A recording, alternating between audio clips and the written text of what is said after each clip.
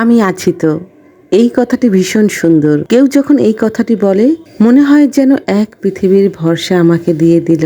জানি সব ভরসাতে মানুষ পাশে থাকে না।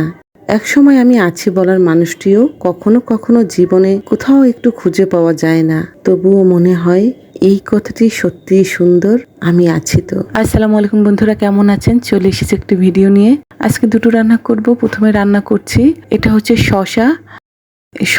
এই শসাগুলো রান্না করে খাওয়ার জন্য, শসা বেশ সাইজে বেশ বড় হয়। বর্ষাকালে বাজারে শসা পাওয়া যায়। এই শসা চিংড়ি মাছ দিয়ে রান্না এই শসা চিংড়ি মাছ দিয়ে রান্না করব আমি। যেভাবে লাউ রান্না করি আমরা, ঠিক সেই রকম ভাবে শসাটা রান্না করব।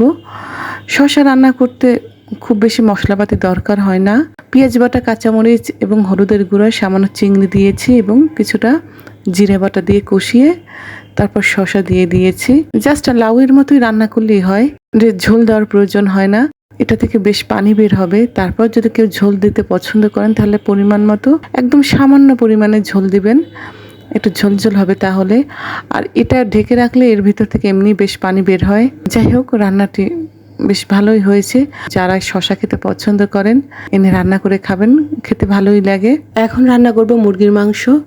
লেয়ার মুরগির মাংস। মাংসের জন্য সমস্ত মশলা দিয়েছি। হলুদের গুঁড়া, মরিচের গুঁড়া, জিরা, ধনিয়ার গুঁড়া দিয়ে খুব সুন্দরভাবে কষিয়ে নিয়েছি। আসলে মশলা কষানোর উপরে রান্নার অনেকটা নির্ভর করে।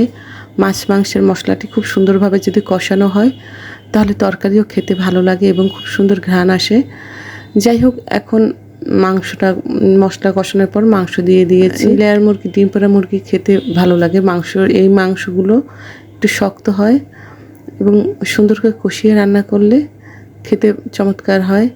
এখন তো দেশি মুরগি খুব একটা পাওয়া যায় না, তারপর যাও পাওয়া যায় তা দেশি মুরগিকেও ফিট খাওয়ানো হয়। গ্রামে গেলেই দেশি মুরগিটা ভালো যে দেশি মুরগিটা সেটা পাওয়া যায়। খুব সুন্দর করে কষিয়ে নিয়েছি। কষানো একটু সময় নিয়ে কষাবো। একটু কষানো হয়ে গেলে পরিমাণ মতো ঝোল দিয়েছি পরিমাণ মতো লবণ এবং গরম মশলা দিয়েছি পরিমাণ মতো দিয়ে আরও কিছুক্ষণ কষিয়ে নিয়েছি। কিছুটা আদা বাটা এবং কিছুটা জিরা বাটা দিয়েছি। আদা বাটা এবং জিরা বাটা একটু শেষের দিকে দিয়েছি কষানোর, নয়তো লেগে যায়, বেশ সমস্যা হয়। যাই হোক, এটা আমি কষিয়ে কিছুটা ঝোল দিয়ে তারপর প্রেসার কুকারে দিয়ে দিব। প্রেসার কুকার দিয়ে 5টা সিটি দিয়েছি। যাই হোক, এই দেখুন খুব সুন্দর কালার হয়েছে এবং খেতেও ভীষণ সুন্দর হয়েছে। এবং এই মুরগিটার পেটে বেশ অনেকগুলো ডিম হয়েছে। এই ডিমগুলো বাচ্চারা খেতে ভীষণ পছন্দ করে, আমারও খেতে খুব ভালো লাগে।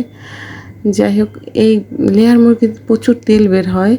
এই তেলটা যারা খেতে না চান তারা উপর থেকে ফেলে দিবেন, যেহেতু এটা চামড়ায় প্রচুর তেল থাকে। আমার ছেলে সে খাচ্ছে।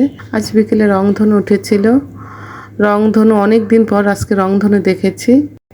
বেশ প্রায় 3-4 বছর পর রংধনু দেখলাম। দুপুরে বেশ বৃষ্টি হয়েছিল। কিছু কিছু জিনিস আছে দেখলেই মন ভালো হয়ে যায়। রংধনু সেরকম, দেখলেই মনটা ভালো হয়ে যায়। যাই হোক, খুব সুন্দর রংধনুটা, যদিও আমি শেষ মুহূর্তে দেখেছি, যার জন্য কালারটা স্পষ্ট বোঝা যাচ্ছে না সেরকম। অনেক ধন্যবাদ ধৈর্য ধরে ভিডিওটি দেখেছেন। আমার জন্য দোয়া করবেন। আসসালামু আলাইকুম।